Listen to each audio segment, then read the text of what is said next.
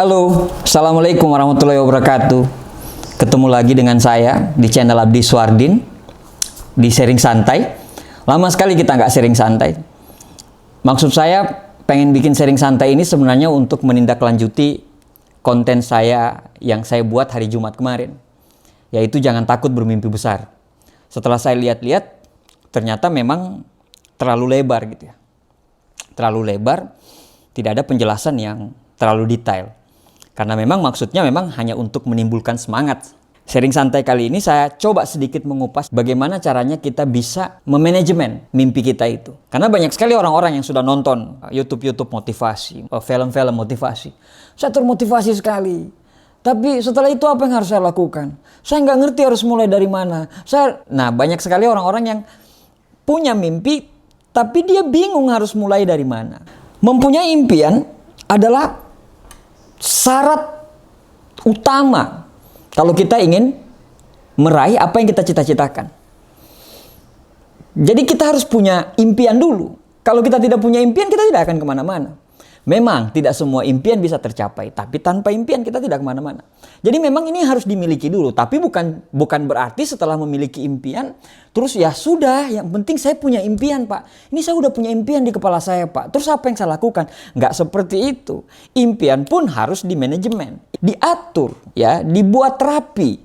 Ada impian, ada sikap, ya, ada impian, ada pelaksanaan. Tapi saya jangan bicara ini dulu, tapi saya bicara impiannya dulu.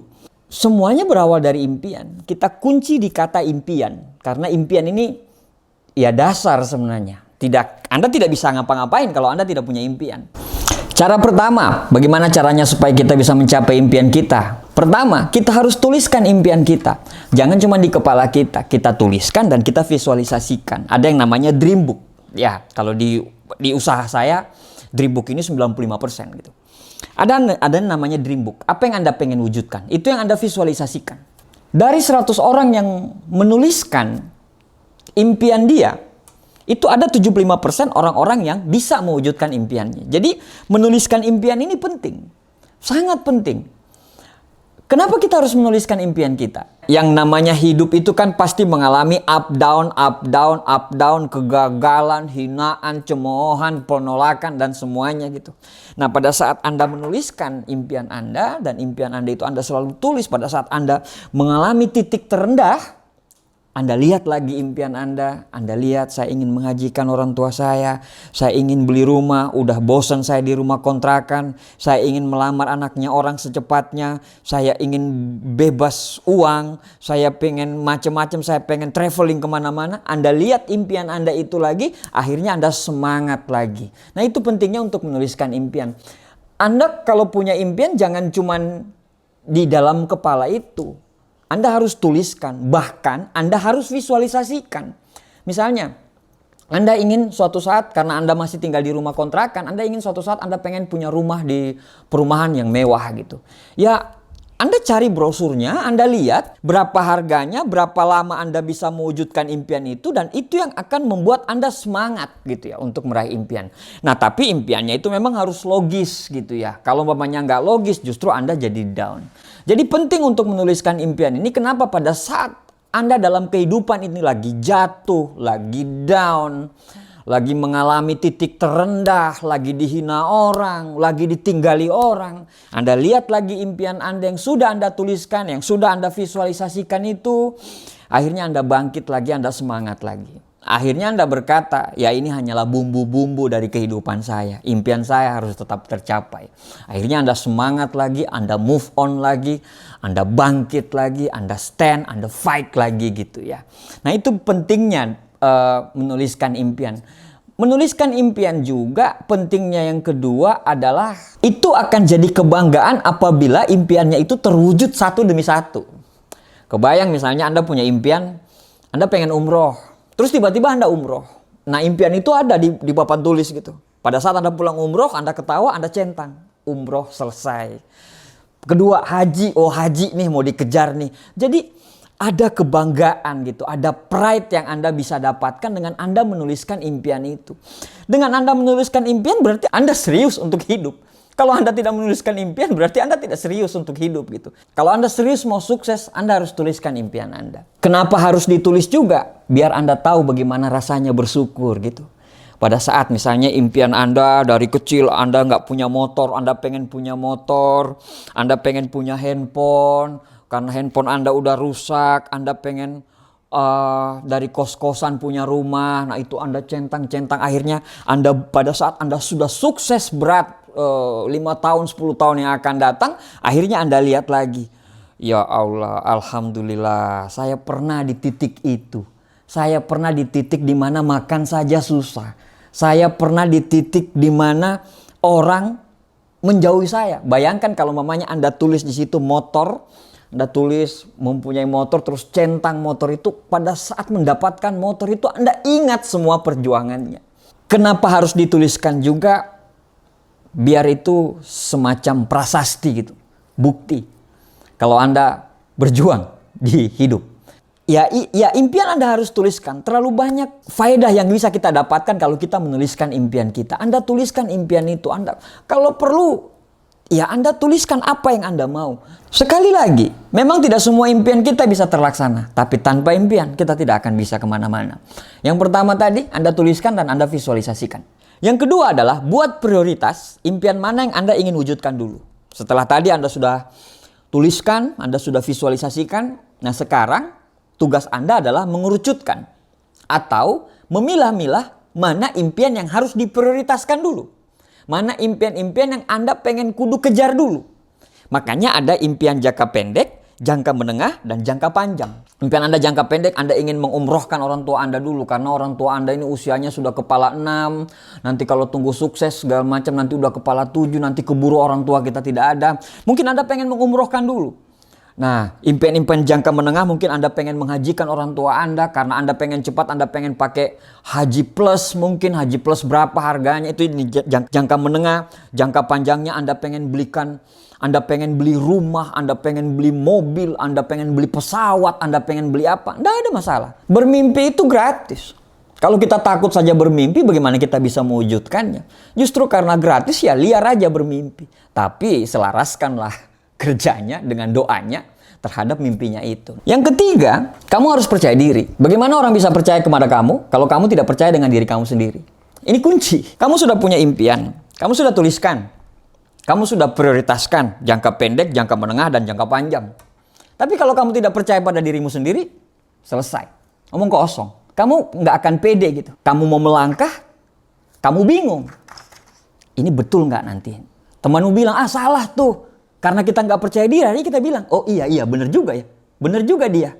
Kita harus percaya diri dulu. Pada saat kita mau melangkah, kita harus pede dengan apa yang kita lakukan. Kita harus pede dengan lingkungan sekitar kita. Kita harus pede dengan langkah-langkah apa yang akan kita mau jalankan. Pede penting. Sangat penting. Sekali lagi saya bilang, bagaimana orang bisa percaya dengan kita kalau kita tidak percaya dengan diri kita sendiri. Dengan Anda percaya dengan diri Anda sendiri, akhirnya Anda bilang, yes, bismillah, saya akan lakukan, saya akan menuju ke impian saya. Nah, Anda percaya dengan diri Anda sendiri. Yang keempat, Anda harus lakukan evaluasi secara berkala. Kita ini cuma manusia biasa gitu. Kita ini bukan malaikat yang sepenuhnya 100% benar. Percaya diri penting, tapi evaluasi juga harus. Bagaimana caranya kita evaluasi? Berkala. Setelah kita lakukan, evaluasi. Kita lakukan lagi, kita evaluasi. Kita lakukan lagi, kita evaluasi lagi. Apalagi kalau Anda mengerjakan impian Anda itu bersama tim. Nah, Anda harus punya evaluasi, jadwal evaluasi. Dengan evaluasi kita akan tahu sejauh mana kita melangkah. Dengan evaluasi kita akan tahu sejauh apa yang sudah kita lakukan. Dengan evaluasi kita akan tahu mana yang tidak harus dilakukan dan mana yang harus dilakukan. Dengan evaluasi ini akhirnya kita bisa bercermin. Akhirnya kita bisa mengevaluasi yang kemarin dan menentukan langkah apa yang akan kita lakukan besok. Yang kelima, abaikan pikiran dan perkataan yang negatif. Punya mimpi besar, orang-orang pasti akan ngetawain gitu. Saya ingin jadi YouTuber ternama. Sedangkan subscribe Anda masih 2, masih 3. Anda tidak punya fasilitas, Anda cuma punya handphone, Anda pengen jadi YouTuber ternama, terus orang kanan kiri Anda bilang, nggak mungkin lah, nggak mungkin. YouTuber besar seperti Atta Halilintar, yang lain-lain itu memulai dari 1 subscriber. Tidak ada orang besar, orang yang sukses yang tidak memulai dari 0. Google, Apple, Microsoft itu mulai dari mana? Mulai dari rumah kecil, mulai dari garasi. Jadi semua hal yang besar itu berawal dari hal kecil. 1000 langkah di depan itu diawali dari langkah pertama. Jadi Anda harus punya langkah pertama. Jadi kalau Anda sudah punya langkah pertama, Anda bilang saya ingin jadi YouTuber terkenal. Yang lain bilang nggak mungkin. Abaikan, pakai kacamata kuda, fokus melangkah ke depan.